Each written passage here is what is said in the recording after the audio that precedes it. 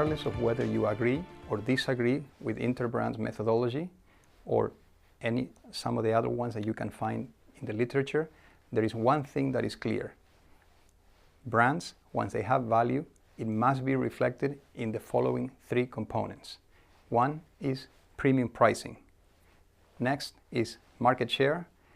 And third is profitability that can be directly attributed to the brand. Think of the case of Dodot, the case that we use in week 2. What was the problem?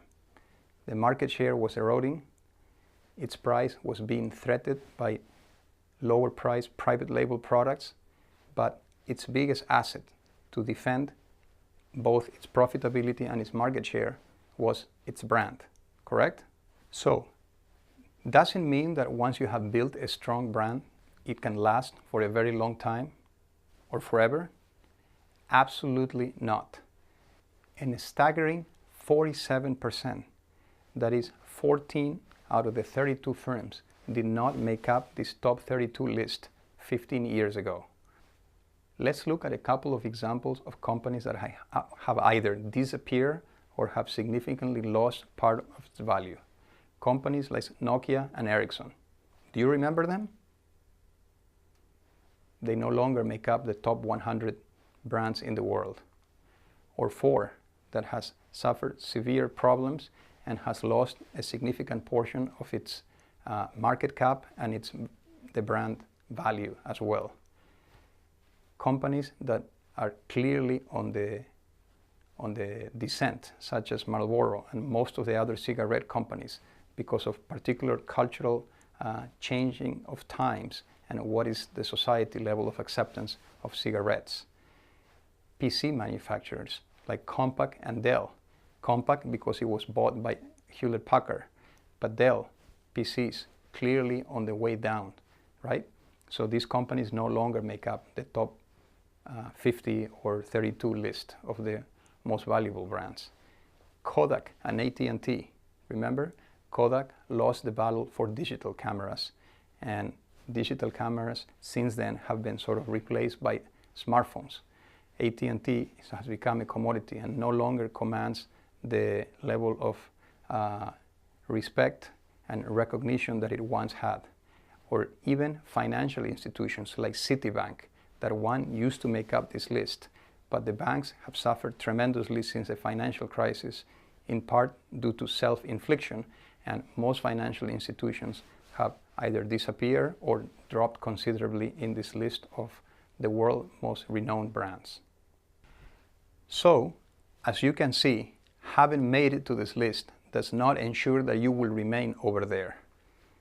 You need to stay active, alive, and evolve with the changes. And not just in the case of logos, as you can see in the case of Coca-Cola, right? Here we have how the logo has evolved all the way from the end of the 19th century all the way until today, right? You really need to stay relevant, and staying relevant for the new generations of consumers is one of the most important and one of the most tricky things to perform, because the new generations of consumers typically do not want to be associated with the identity and the values of the previous generation. And that's why achieving and staying relevant between generations is a particularly difficult but the most important thing that companies should be looking at achieving. So as you can see, some of these examples, companies have lost a significant portion of the value of the brand or entirely disappear because of many reasons, including technological shifts, including a financial crisis, and many other things. But can the pain be actually self-inflicted? Can a well-known brand actually get it wrong and cause itself the trouble? Let's look to what Howard Schultz, the CEO and founder of Starbucks, had to tell us about what went wrong with Starbucks in 2007 when it started a very slippery slope and lost somewhere close to 70% of the market value of the company between the end of 2006 and the end of 2008.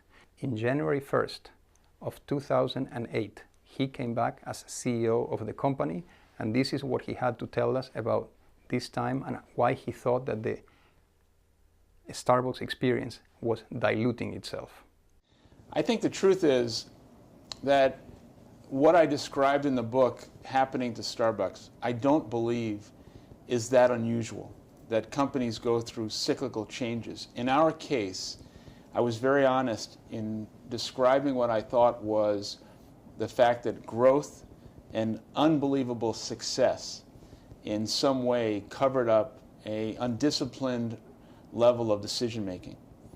And I also said that I thought that there was a sense of entitlement that was going on inside the company. And although we had record sales and record profit and a record stock price, it didn't show up right away.